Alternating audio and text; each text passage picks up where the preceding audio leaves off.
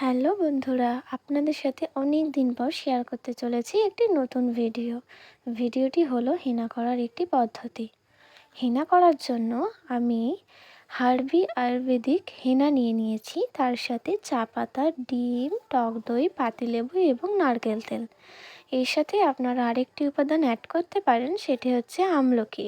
আমার কাছে না থাকায় সেটা আমি স্কিপ করে গেছি। এখানে যে টক দইটা রয়েছে সেটা দোকান থেকে কেনা, আপনারা পারলে ঘরে পাতানো টক দই ব্যবহার করতে পারেন। প্রথমে 4 কাপ জলে 3 চামচ চা পাতা, 20 থেকে 25টা আমলকির টুকরো নিয়ে ফোটাতে হবে।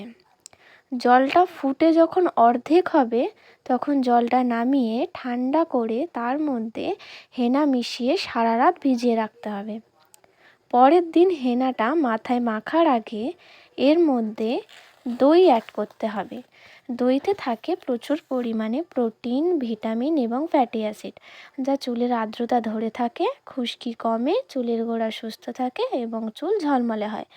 মাথার ত্বকের পিএইচ ভারসাম্যও বজায় রাখে। দইটাকে ভালো করে ফেটিয়ে নিয়ে এর মধ্যে অ্যাড করব এবারে ডিম। ডিমে থাকে প্রচুর পরিমাণে প্রোটিন, ভিটামিন ও মিনারেল, যা চুলের গোড়া মজবুত করে, চুল পড়া কমায়, চুলের উজ্জ্বলতা বাড়ায় এবং চুল নরম ও সিল্কি করে। এরপর অ্যাড করব এর মধ্যে পাতিলেবু। পাতিলেবুর রসে চুলের অনেক উপকার হয়।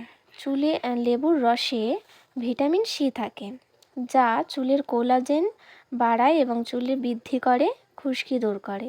লেবুর রসের অ্যান্টিব্যাকটেরিয়াল এবং অ্যান্টিফাঙ্গাল চুলের জন্য খুবই উপকারী। এরপর এর মধ্যে অ্যাড করব নারকেল তেল। হেনাতে নারকেল তেল মিশিয়ে চুলে মাখলে চুলের গোড়া শক্ত হয়, চুল ঘন ও কালো হয়। এবার সমস্ত উপকরণ একসাথে মিশিয়ে ভালো করে ফেটিয়ে নিতে হবে। এরপর ভালো করে চুলটা আঁচড়ে নিয়ে অল্প অল্প চুল নিয়ে মাথায় রেখে 30 মিনিট মতো রাখতে হবে। এবার হালকা গরম জল দিয়ে ধুয়ে মাথায় শ্যাম্পু করে নিতে হবে। কেউ যদি ব্রাউন কালার করতে চায় তবে এই উপকরণগুলির সাথে কফি আর হাফ থেকে 1 চামচ চিনি মেশাতে হবে। হেনা করার কয়েকটি সাবধানতা রয়েছে। 1 নম্বর, ড্রাই হেয়ার হলে লেবু দেওয়া যাবে না।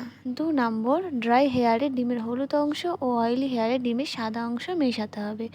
3 নম্বর, স্টিল, অ্যালুমিনিয়াম বা কোনো মেটাল পাত্রে হেনা ভেজানো একদমই উচিত নয়।